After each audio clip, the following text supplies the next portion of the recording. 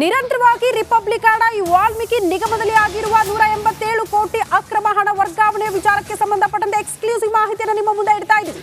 ನಾಗೇಂದ್ರ ಮನೆಯಿಂದ ಮಹತ್ವದ ದಾಖಲಾತಿಗಳನ್ನು ವಶಕ್ಕೆ ಪಡೆದುಕೊಂಡಿದ್ದಾರೆ ಇಡಿ ಅಧಿಕಾರಿಗಳು. ಎಲೆಕ್ಟ್ರಾನಿಕ್ ಉಪಕರಣಗಳು ಸೇರಿದಂತೆ ಹಣ ಲೂಟಿಯ ಸೂತ್ರಧಾರಿಯೇ ಈ ಬಿ ನಾಗೇಂದ್ರ. ನಿಗಮದ ಸಿಬ್ಬಂದಿ ಬೆದರಿಸಿ ನಕಲಿ ಖಾತೆಯನ್ನ ಸೃಷ್ಟಿ ಮಾಡಿದ್ದು ಕೂಡ ಇದೇ ಮಾಜಿ ಸಚಿವರು. ರಿಪಬ್ಲಿಕ್ ಹಣದಲ್ಲಿ ಇಡಿ ತನಿಖೆಯ ಸಂಪೂರ್ಣ ಮಾಹಿತಿ ನಿಮ್ಮ ಮುಂದೆ. ನಾಗೇಂದ್ರ ಮನೆಯಿಂದ ಮಹತ್ವದ ದಾಖಲಾತಿಗಳನ್ನು ವಶಕ್ಕೆ ಪಡೆದುಕೊಂಡಿದ್ದಾರೆ. ಸುಮ್ಮನೆ ಇಡಿ ಎಂಟ್ರಿ ಆಗುತ್ತೆ, ಇಡಿ ವಶಕ್ಕೆ ಪಡೆದುಕೊಳ್ಳುತ್ತೆ ಅಂದ್ರೆ ಅದರ ಅರ್ಥ ಇಲ್ಲೇನೋ ಅಕ್ರಮ ಆಗಿದೆ, ಇವರ ಪಾತ್ರ ಬಹುದೊಡ್ಡದು ಅನ್ನೋದರ ಆಧಾರದ ಮೇಲೆ ಅವರನ್ನ ವಶಕ್ಕೆ ಪಡೆದುಕೊಂಡಿದ್ದಾರೆ ಇಡಿ ಅಧಿಕಾರಿಗಳು. ಈ ಬಗ್ಗೆ ಮತ್ತಷ್ಟು ಡೀಟೇಲ್ಸ್ ಅನ್ನು ಕೊಡೋದಕ್ಕೆ ನಾಗೇಂದ್ರ ಬಾಬು ಲೈವ್ ಅಲ್ಲೇ ಜಾಯಿನ್ ಆಗಿದ್ದಾರೆ. ಮತ್ತೊಂದು ಕಡೆ ಸುನಿಲ್ ಕೂಡ ಜಾಯಿನ್ ಆಗಿದ್ದಾರೆ. ನಾಗೇಂದ್ರ ಬಾಬು, ಗಮನಿಸ್ತಾ ಇದ್ವಿ ಏನೆಲ್ಲ ಬೆಳವಣಿಗೆಗಳಾಗಿದೆ, ಬಿ ನಾಗೇಂದ್ರ ಅವರ ಪಾತ್ರ ಎಂಥದ್ದು ಈ ಪ್ರಕರಣದಲ್ಲಿ ಅಂತ ತಾವು ಹೇಳ್ತಾ ಇದ್ರಿ, ದಾಖಲೆಗಳ ಸಮೇತ ಎಕ್ಸ್ಪ್ಲೇನ್ ಮಾಡ್ತೀವಿ ಅಂತ. Over to you.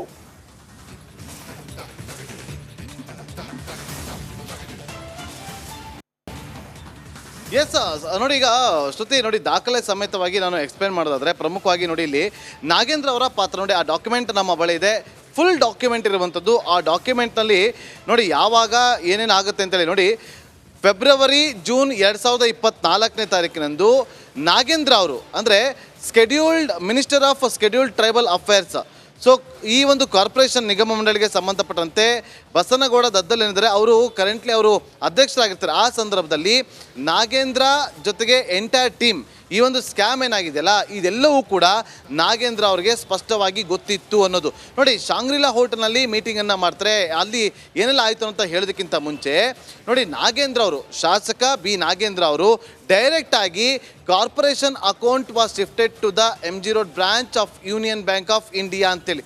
ಸೊ ನೋಡಿ, ಈ ಒಂದು ವಿಚಾರವನ್ನು ಪ್ರಸ್ತಾಪ ಮಾಡೋದಕ್ಕೂ ಕೂಡ ನಾನು ತಿಳಿಸ್ತಾ ಹೋಗ್ತೀನಿ. ನನ್ನೊಂದಿಗೆ ನನ್ನ ಹಿರಿಯ ಸಹೋದರಿ ಸುನಿಲ್ ಧರ್ಮಸ್ಥಳ ಕೂಡ ಜಾಯ್ನ್ ಆಗಿದ್ದಾರೆ. ಡೇ ಒನ್ನಿಂದಲೂ ಕೂಡ ಸುನಿಲ್ ಈ ಒಂದು ವಿಚಾರವನ್ನು ಪ್ರಸ್ತಾಪ ಮಾಡ್ತಾ ಬರ್ತಾರೆ. ನೋಡಿ ಸುನಿಲ್, ಇಲ್ಲೊಂದು ವಿಚಾರವನ್ನು ಇಲ್ಲಿ ನಾವು ಗಮನಿಸ್ತಾ ಇದ್ದೀವಿ. ನೋಡಿ, MG Road ಬ್ರಾಂಚಿಂದ ಯೂನಿಯನ್ ಬ್ಯಾಂಕ್ ಆಫ್ ಇಂಡಿಯಾಗೆ ವರ್ಗಾವಣೆ ಮಾಡಿದ್ರು, MG Road ಬ್ರಾಂಚ್ಗೆ ಶಿಫ್ಟ್ ಮಾಡಿದ್ರು.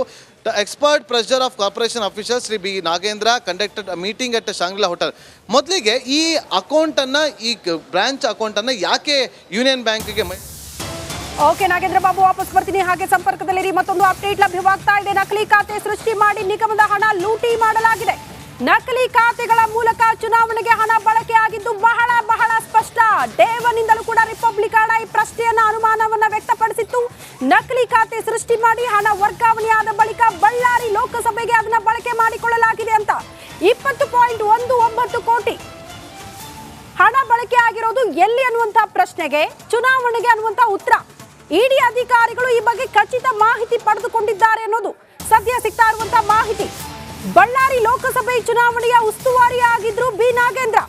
ತಮ್ಮ ಸಹೋದರನಿಗೆ ಟಿಕೆಟ್ ಸಿಗಲೇಬೇಕು ಅಂತ ಪೈಪೋಟಿ ಮಾಡಿದ್ರು. ಕೊನೆ ಮೂಮೆಂಟ್ ಅಲ್ಲಿ ಬದಲಾವಣೆ ಆದ್ರೂ ಕೂಡ ಉಸ್ತುವಾರಿ ಆಗಿದ್ರಿಂದ ಚುನಾವಣೆಗೆ ಈ ಹಣದ ಬಳಕೆ ಆಗಿದೆ ಅನ್ನೋದು ಬಹಳ ಸ್ಪಷ್ಟ. ಮತ್ತೊಂದು ಅಪ್ಡೇಟ್ ಲಭ್ಯವಾಗ್ತಾ ಇದೆ. ನಿಗಮದಿಂದ ಲೂಟಿಯಾದ ಹಣ ಬಳಕೆ ಆಗಿದ್ದು ಎಲ್ಲಿ ಅನ್ನೋದು ಪ್ರಶ್ನೆ. ಬಳ್ಳಾರಿ ಮತದಾರರಿಗೆ ಕೋಟಿ ಕೋಟಿ ರೂಪಾಯಿ ಹಂಚಿಕೆ ಆಗಿದೆಯಾ? ಈ ಸಂಬಂಧವೂ ಕೂಡ ಡಿಜಿಟಲ್ ಸಾಕ್ಷ್ಯವು ಇಡಿಗೆ ಲಭ್ಯವಾಗಿದೆ ಅನ್ನೋದ್ರ ಡೀಟೇಲ್ ಸಿಗ್ತಾ ಇದೆ. ನಾಗೇಂದ್ರ ವಿರುದ್ಧ ಮನಿ ಲಾಂಡರಿಂಗ್ ಕೇಸ್ ಕೂಡ ದಾಖಲಾಗಿದೆ. ನಿಗಮದಿಂದ ಲೂಟಿಯಾಗಿದ್ದ ಹಣ ಬಳಕೆ ಆಗಿದ್ದೆಲ್ಲಿ ಅನ್ನುವಂತಹ ಪ್ರಶ್ನೆಗೆ ಬಳ್ಳಾರಿ ಮತದಾರರಿಗೆ ಈ ಕೋಟಿ ಕೋಟಿ ಹಣ ಹಂಚಿಕೆ ಆಗಿದೆಯಾ? ಈ ದಟ್ಟ ಅನುಮಾನ ಇಡಿ ಅಧಿಕಾರಿಗಳಿಗೆ. ಈ ಬಗ್ಗೆ ಮತ್ತಷ್ಟು ಡೀಟೇಲ್ಸ್ ಕೊಡೋದಕ್ಕೆ ನಮ್ಮ ಪ್ರತಿನಿಧಿ ನಾಗೇಂದ್ರ ಬಾಬು, ಸುನಿಲ್ ಇಬ್ರು ಕೂಡ ಜಾಯಿನ್ ಆಗಿದ್ದಾರೆ. ನಾಗೇಂದ್ರ ಬಾಬು, ಡೇ ಒನ್ನಿಂದಲೂ ಕೂಡ ಪ್ರಶ್ನೆ ಇದ್ದಿದೆ, ಇದೇ ಪ್ರಶ್ನೆ ಕಾಡ್ತಿದ್ದು. ಓಕೆ, ಸುನಿಲ್ ಎಕ್ಸ್ಪ್ಲೇನ್ ಮಾಡ್ತಾರಂತೆ. ಹಣ ಎಲ್ಲಿ ಹೋಯ್ತು ಕೋಟಿ ಕೋಟಿ ಅನ್ನುವಂತಹ ಪ್ರಶ್ನೆಗೆ ಚುನಾವಣೆಗೆ ಬಳಕೆ ಆಗಿರಬಹುದು ಅನ್ನುವಂತಹ ಅನುಮಾನ ಇತ್ತು. ಕಾರಣ ಉಸ್ತುವಾರಿ ಆಗಿದ್ರು, ಗೆಲ್ಲಿಸ್ಕೊಂಡು ಬರಲೇಬೇಕಾದಂತಹ ಅನಿವಾರ್ಯತೆ ಇತ್ತು. ಅಲ್ಲಿಗೆ ಬಳಕೆ ಆಗಿದೆಯಾ? ಇಡಿಗೆ ಸಿಕ್ಕಿರುವಂತಹ ಮಾಹಿತಿ ಏನು? ಸುನಿಲ್ ಎಕ್ಸ್ಪ್ಲೇನ್ ಮಾಡ್ತಾ ಹೋಗೋದಾದ್ರೆ.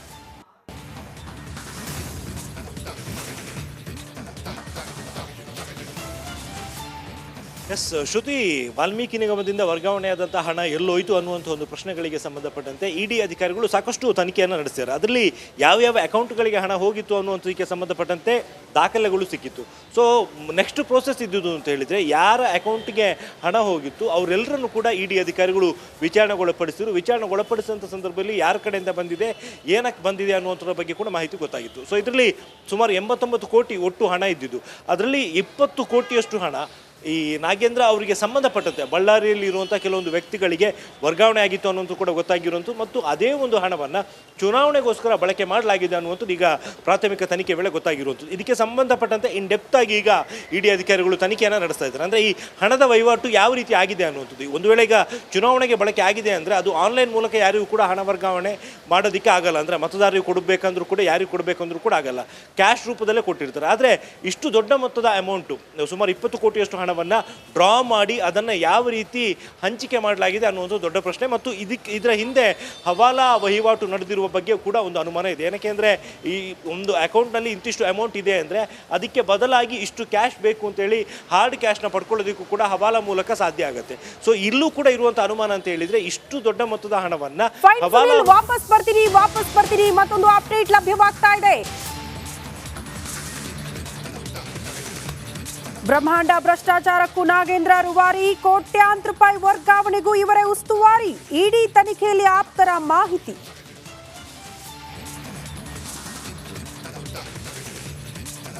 ಬಗೆದಷ್ಟು ಬಯಲಾಗ್ತಾ ಇದೆ ದದ್ದಲ್ ರಹಸ್ಯ. ಕಾರ್ತಿಕ್ ಮೂಲಕ ಶಾಸಕರ ವ್ಯವಹಾರ, ರಾಯಚೂರಿನಲ್ಲಿ ಮಹತ್ವದ ದಾಖಲೆ ಸಂಗ್ರಹ. ಮೂಡ ಹಗರಣಕ್ಕೆ ಬೆಟ್ ವೇಸ್ಟ್, ಸಿದ್ದರಾಮಯ್ಯ ವಿರುದ್ಧ ಎಚ್ಡಿಕೆ ದಾಖಲೆ ರಿಲೀಸ್. ಸತ್ತವರ ಹೆಸರಲ್ಲಿ ಜಮೀನು ಡಿನೋಟಿಫಿಕೇಶನ್ ಅಂದ್ರು ಮಾಜಿ ಸಿಎಂ.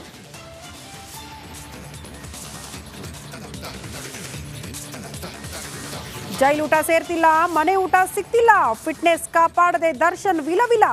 ದೇಹ ದಂಡಿಸಲು ಸೆರೆಮನೆಯಲ್ಲೇ ಪ್ಲಾನ್ ಮಾಡಿದ್ರ?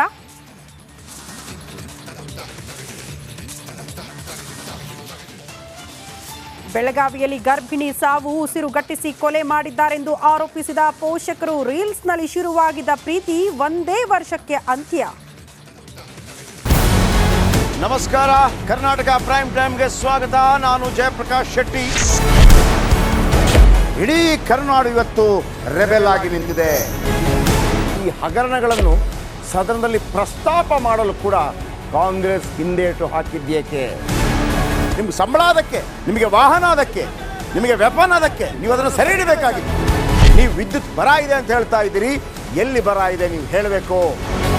ಪಾಕಿಸ್ತಾನ್ ಆಕ್ಯುಪೈಡ್ ಕಾಶ್ಮೀರ್ ಅದು ಎಂದೆಂದಿಗೂ ನಮ್ಮದು.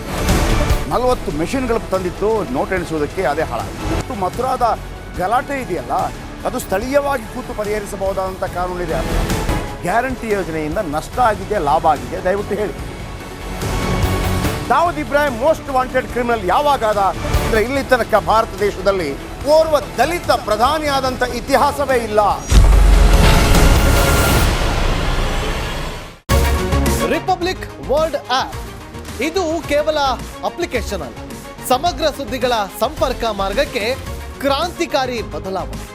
ರಿಪಬ್ಲಿಕ್ ವರ್ಲ್ಡ್ ಆಪ್ ಕೇವಲ ಸುದ್ದಿ ಅಪ್ಲಿಕೇಶನ್ ಅನ್ನ ಪರಿಚಯ ಮಾಡ್ತಾ ಇಲ್ಲ, ಬದಲಾಗಿ ಡಿಜಿಟಲ್ ಸುದ್ದಿ ಬಳಕೆಯ ಹೊಸ ಯುಗಕ್ಕೆ ನಾಂದಿ ಹಾಡ್ತಾ ಇದೆ. ಇದೊಂದು ಬ್ರೇಕಿಂಗ್ ನ್ಯೂಸ್, ಪ್ರಭಾವಶಾಲಿ ಕಾರ್ಯಕ್ರಮಗಳಿಗೆ ಗಟ್ಟಿಯಾದ ವೇದಿಕೆ. ರಿಪಬ್ಲಿಕ್ ವರ್ಲ್ಡ್ ಅಪ್ಲಿಕೇಶನ್ ಈಗ ಲೈವ್ ಆಗಿದೆ. ಗೂಗಲ್ ಪ್ಲೇ ಸ್ಟೋರ್ ಮತ್ತು ಆಪಲ್ ಆಪ್ ಸ್ಟೋರ್ ಎರಡರಲ್ಲೂ ಲಭ್ಯವಿದೆ.